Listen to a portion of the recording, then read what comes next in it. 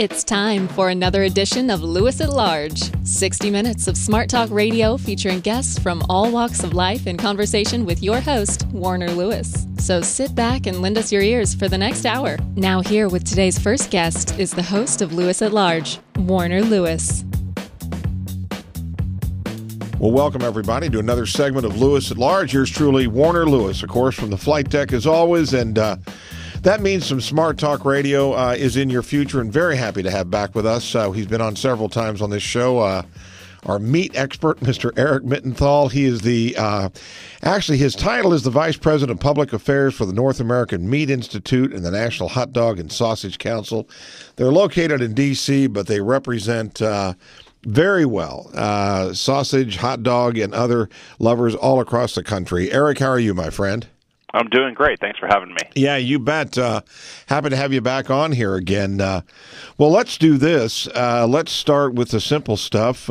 Share with those Lewis at Large listeners that may not be familiar. Share a little bit about what actually the National Meat Institute does, or North American Meat Institute, rather, and some of their responsibilities and their mission.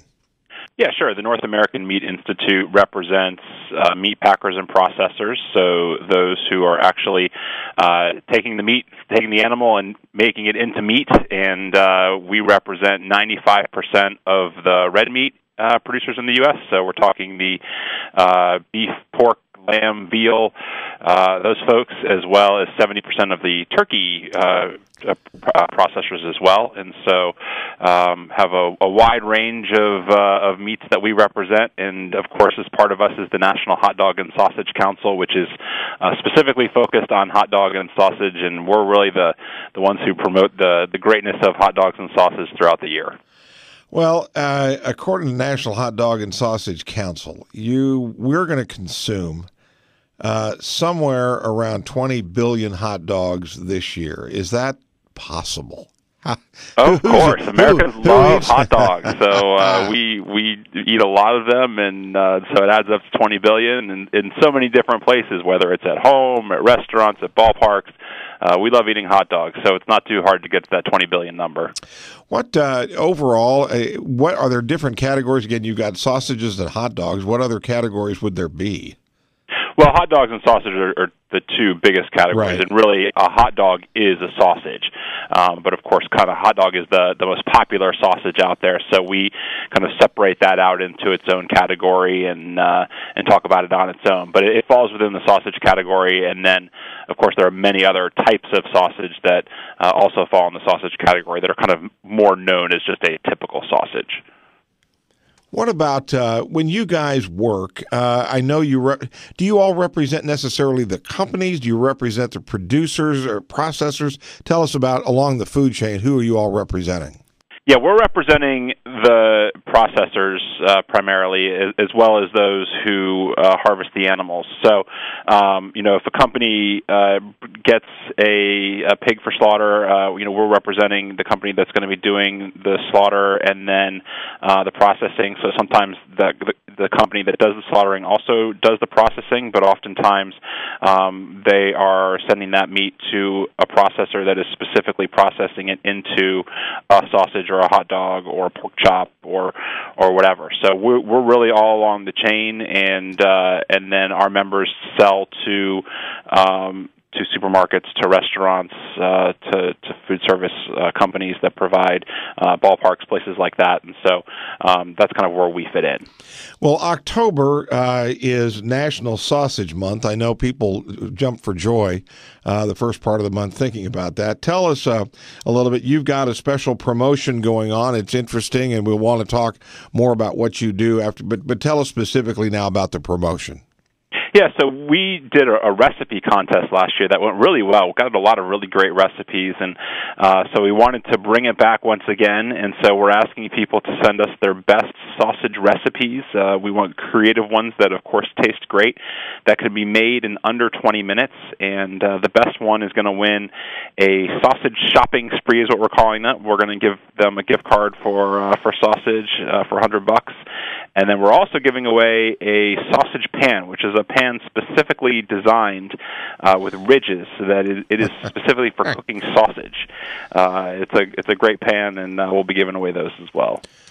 Well, what about, again, and we'll tell people more, but right now, how can people find out more about it?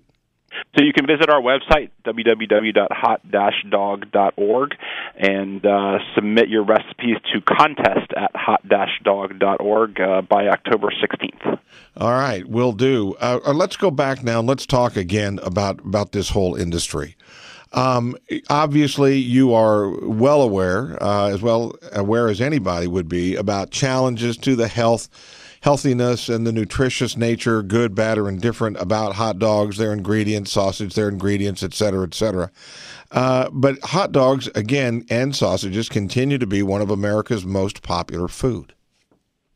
Yeah, and you know, it's something Americans love to eat, and it gets criticized often, but it's really a food that can fit very well into a healthy diet. You know, a hot dog itself, or even a sausage, has, I think on average, a hot dog is 150 to 200 calories, and so you're getting a relatively low-calorie meal, and it comes with all of the benefits that eating meat provides, from the variety of nutrients like your zinc and your niacin, and a complete protein with all of the amino acids necessary in the diet, iron, all in the hot dog. And so much like you get from other cuts, that provides it as well. And so there are nutrition benefits. Eric, what about the popularity? Are there regional differences? Are there parts of the country that you see more hot dog sales as a percentage versus sausage, or vice versa, or is it pretty universal coast to coast? Oh, it varies quite a bit.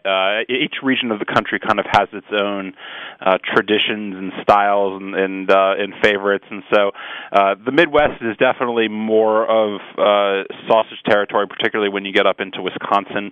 That's where sausage reigns supreme, and I think we've seen sausages gaining in popularity in places like Boston and in the Northeast as well.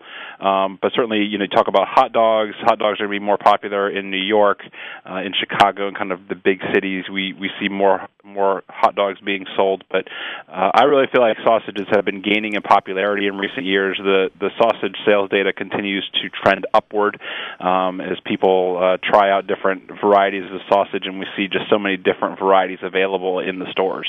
Again, if you just joined us, yours truly, Warner Lewis, from the flight deck of Lewis at Large Radio, talking to multiple-time guest on this show, Eric Mittenthal. He's the Vice President of Public Affairs for the North American Meat Institute and the National Hot Dog and Sausage Council. We're talking specifically today about National Sausage Month, which is in the month of October. They also have a recipe contest going on, and before we close out here, we'll give you again information on how you can find out more about that.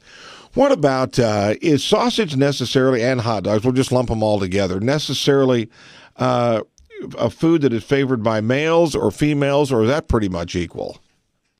I don't have specific data on that, but I think when we've done research on it in the past, it's usually pretty equal.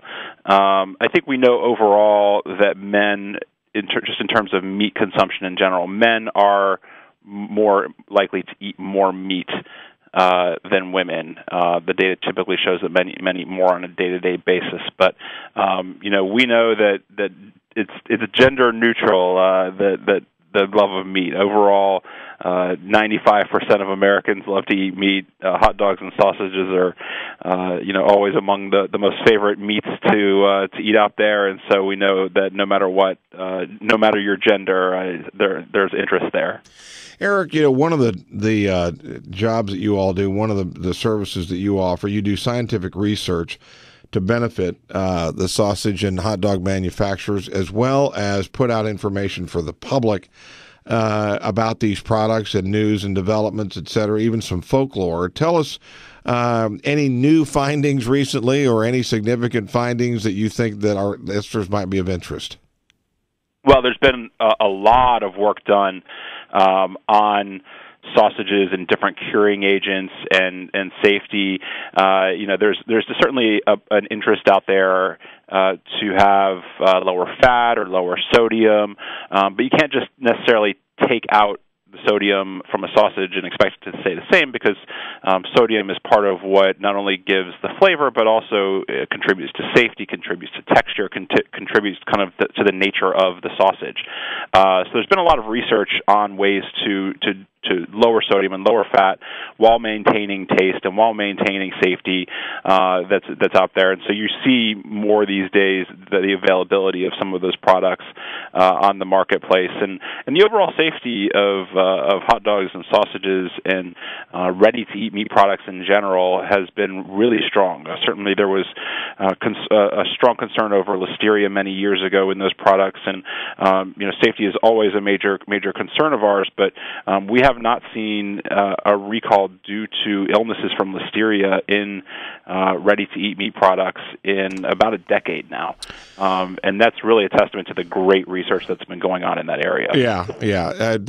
That would make complete sense to me. What about let's again, the year is kind of winding down. This is kind of a timely time to talk about it. We know how popular these products are at America's ballparks.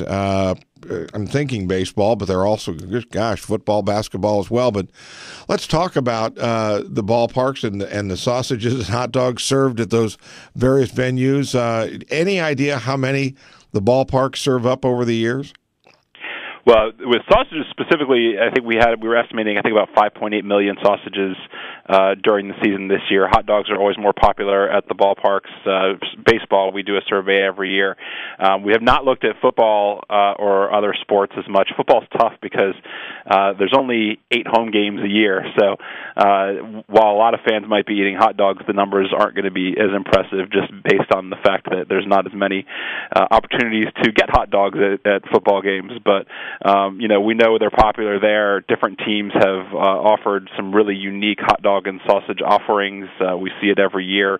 In Green Bay, I think they have what they call the horse collar sausage, which I think is a 2 or 3 foot long bratwurst, and it looks delicious. So it's definitely a popular item. It'll last you the whole game, it sounds like. That's right, for multiple fans. What about, here's the other thing, too. When you think about grilling out on the back, there's all kinds of alternatives, particularly these days, obviously. But I would think, again, the sausage and the hot dog continue to be right up there amongst the most popular items. Oh yeah, and we've asked that question many times, and they're right near the top. Hot dogs are usually 1 or 2 with hamburgers, and then usually have steaks and sausages kind of following in the next group behind the traditional hot dog and hamburger, and the popularity has remained. And I think overall, like I said, sausages have been increasing in popularity in recent years as well. So as you look forward, what about I hadn't really thought much about this, but now that I'm talking to you, what about the popularity of these products through Thanksgiving and the holiday period? I would think they would be an alternative. If you got your fill of turkey and everything else, a hot dog might sound pretty good. Yeah, and we haven't done much research on the holiday popularity, and we know that the summer really is the most popular time because people like to get out and grill, and in the fall it's the tailgating season, so people break out the hot dogs and sausages for tailgating. But there's some really good opportunities for unique recipes, and I think we do have some recipes on our All Recipes page with some good holiday ideas. Sausage stuffing for a turkey always works very well, and so there are a lot of unique ways. The great thing about sausage is that it's so versatile that you can pair it with your traditional holiday meals, and it makes a great addition. Well, again, as we start to kind of wind down here again, October is National Sausage Month. Means you can still eat them the rest of the year, but this is a special one. And again, there is the National Hot Dog Council. I keep saying National Hot Dog Council. I shortened that up here. It's actually the National Hot Dog and Sausage Council. A special promotion going on. Again, Eric, let's very quickly give them the details of the contest, and then specifically website, et cetera, where they need to go to find out more about it. Yeah, we're looking for your best sausage recipes that can be made in under 20 minutes. You can send them to contest@hot-dog.org by October 16th, and the winner will receive a sausage shopping spree as well as a sausage pan, which has special ridges for cooking sausages, and we give away our T-shirts and bumper stickers as well, so a little added reason to join us. Okay, listen, thank you very much. Again, Eric Mittenthal, one of the favorites. We enjoy having him on all the time. He is the Vice President of Public Affairs, the North American Meat Institute, the National Hot Dog and Sausage Council. And you got any concerns or ideas about sausages or hot dogs, just call him up. He wants to take your recipes all day long, so just give him a phone call, and I know he'll enjoy talking to you. Hey, Eric, thank you again so much for being a part of this show, and best of luck, and would love to have you on again. Excellent. Thanks for having me. You bet. We will be back with more right after this on Lewis at Large.